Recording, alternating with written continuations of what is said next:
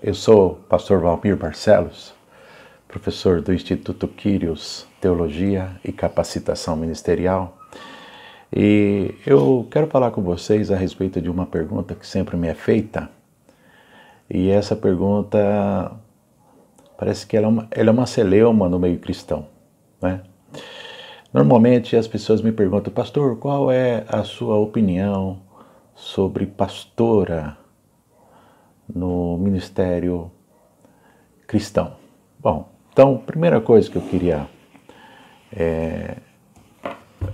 chamar a atenção de vocês é que no capítulo 29, versículo 9 do livro de Gênesis, nós temos a primeira menção da expressão e da palavra pastora, que diz assim: estando ele ainda falando com eles, veio Raquel com as ovelhas de seu pai, porque ela era pastora. Veja, as pessoas normalmente contra-argumentam dizendo: mas professor, ela era pastora de ovelhas, certo? Qual é a diferença de ela era pastora de ovelhas para João 10, versículo 11, quando Jesus diz: eu sou o bom pastor e o bom pastor dá vida pelas suas ovelhas? Então, na mesma categoria que ela era pastora de ovelhas, Jesus se apresenta em João capítulo 10 como o bom pastor, como o pastor de ovelhas. A primeira menção da palavra pastora, ela não é uma menção clandestinizada, né? Clandestina, mas ela é uma menção para que deixe bem claro que, diferente do que muitas pessoas pensam, pastora no ministério cristão, principalmente no que diz respeito às igrejas pentecostais, ela tem sido uma prática em nossos dias. O que acontece comumente é que muitos ministérios não admitem, não ordenam, não consagram e não ungem a mulher ao pastorado feminino, mas distribui, dá-lhes competências e atividades equivalentes ao ministério pastoral feminino. E a única diferença é que eles denominam-a de missionária. Veja, precisamos entender então que, ao que diz respeito ao cristianismo, nós temos que nos despir do preconceito. Todos nós sabemos que o Antigo Testamento, ele trata sobre uma religião judaica. E o Novo Testamento, ele foca veementemente a religião cristã. Bom, então nós precisamos entender que quando se trata de aceitar a Jesus, se converter e ser salvos pela graça, por intermédio do sacrifício da cruz de Cristo no Calvário, dando a sua vida por nós, ele despedaçou muitos preconceitos que haviam no judaísmo, de forma que nós, cristãos, não estamos mais presos ao ponto de vista judaico. Então, mais uma vez, eu chamo a sua atenção para a leitura na Palavra de Deus, que se encontra em Gálatas, capítulo 3, 28, quando o apóstolo Paulo diz assim: nisto não há judeu nem grego, não há servo nem livre, não há macho nem fêmea, porque todos vós sois um em Cristo. Bom, se todos nós agora somos um em Cristo, salvos pela graça, por intermédio do sacrifício de Cristo, por que a discriminação de judeu e grego, servo livre ou macho e fêmea? Veja, se o homem tem competência suficiente para ser pastor, da mesma forma, as mulheres demonstram, provam e atuam com essa competência. De forma que muitas mulheres hoje atuam como pastoras, sendo missionárias ou diaconisas, e não recebem a consagração e a ordenação de pastora por uma questão de preconceito da parte do homem.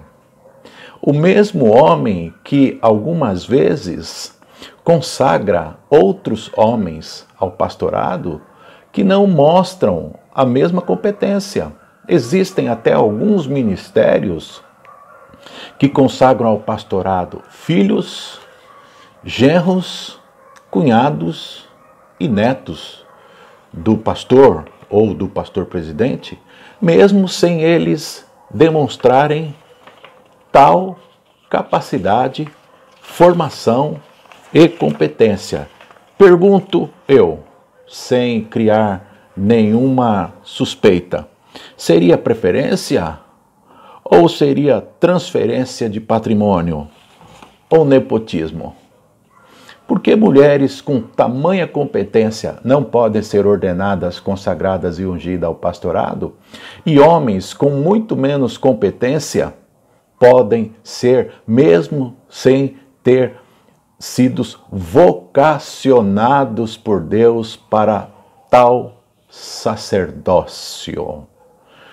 Da mesma forma, eu convido os irmãos para a gente ler a palavra de Deus que se encontra lá em 1ª Epístola de Pedro, no capítulo 2, versículo 9, quando o apóstolo Pedro, também chamado de Pedro o Indouto, ele traz uma palavra da parte de Deus, e essa palavra nos traz tamanha reflexão de que foi despedaçado o preconceito, quando ele diz assim, capítulo 2, versículo 9, mas vós sois a geração eleita, o sacerdócio real, a nação santa, o povo adquirido, para que anuncieis as virtudes daquele que vos chamou das trevas para a sua maravilhosa luz. Então, que erro há uma mulher com competência, habilidades, dons e vocação atuar no pastorado, desde que a mesma seja consagrada, ordenada e ungida ao pastorado? Na maioria das vezes, um preconceito machista. E Paulo nos dá uma dica importante quando ele diz assim, para Febe, aquela pessoa que era de sua confiança e quem ele delegou algumas atividades na igreja de Cencreia, e ela era diaconisa. Ele conferiu competências a ela, ela foi líder sobre congregações e ela dirigiu homens e mulheres sendo diaconisa. Da mesma forma, por que não hoje as mulheres poderiam ser consagradas a este ministério pastoral, sendo mulheres que se entregam à obra de Deus, resignadas, são mulheres de oração, de fervor, busca do Espírito Santo, cheia de dons, vocacionadas, competentes e algumas até formadas, com formações psicológicas, formação teológica, formações pedagógicas e psicopedagógicas.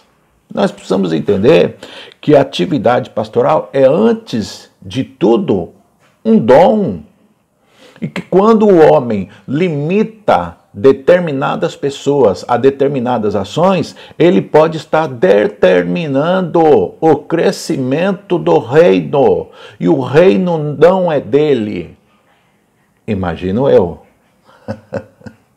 Se o reino não é dele, o império não é dele, e se é o conglomerado que está sendo tratado, preparado, ensinado, orientado para ir morar no céu não é dele, porque ele, de forma preconceituosa, tolir o crescimento, consagrando mulheres ao pastorado. O que nós precisamos entender é que o argumento usado por Pedro para justificar a inclusão dos gentios na igreja foi o dom do Espírito Santo que lhes fora concedido. Da mesma maneira como aos judeus, como os apóstolos poderiam impedir essa inclusão? Os apóstolos não impediram a inclusão do dom do Espírito Santo para gregos ou para judeus. Da mesma forma, nós não podemos impedir que, quando o Espírito Santo capacita e vocaciona mulheres, o preconceito em nós não permite que elas sejam consagradas, ordenadas e ungidas ao santo ministério, ao pastorado feminino. O interessante é notar que as mulheres podem fazer de tudo na igreja. Elas podem dirigir, elas podem ensinar crianças, podem ser conselheiras de mulheres, de casais, de jovens, de adolescentes. Elas podem entrar na comunidade carente, realizar culto de libertação, elas podem fazer campanha, elas podem ser intercessoras, as mulheres líderes podem ensinar as demais mulheres lideradas por ela, mas quando se trata de ungí-las ao pastorado não pode, é antibíblico. Não é antibíblico. Nós temos um exemplo em Gênesis, Raquel era pastora. Nós temos um exemplo em Sencreia, a diaconisa competente chamada Febe. E nós temos exemplo de que Jesus confiou a mulheres alguns ofícios que ele não confiou a homem. Por exemplo, ele apareceu primeiro a uma mulher depois da sua ressurreição e pediu para que essa mulher anunciasse a presença dele. Dessa forma, nós precisamos, meus queridos irmãos, nos desprover, nos despir do preconceito e dar a César o que é de César, a Deus o que é de Deus, deixar as mulheres que Deus tem levantado, capacitado, santificado, ordenado, preparada e vocacionada para realizar o pastorado feminino. O que nós precisamos mexer aqui dentro e nos despir do preconceito. Assim, mulheres mais competentes que homens. Assim, mulheres que não temem o frio, a dor do fluxo mensal, a dor do parto, a distância, andar a pé, entrar em comunidades arriscando a sua vida para fazer coisas que homens às vezes não têm coragem, não têm tempo, não têm disposição para fazer.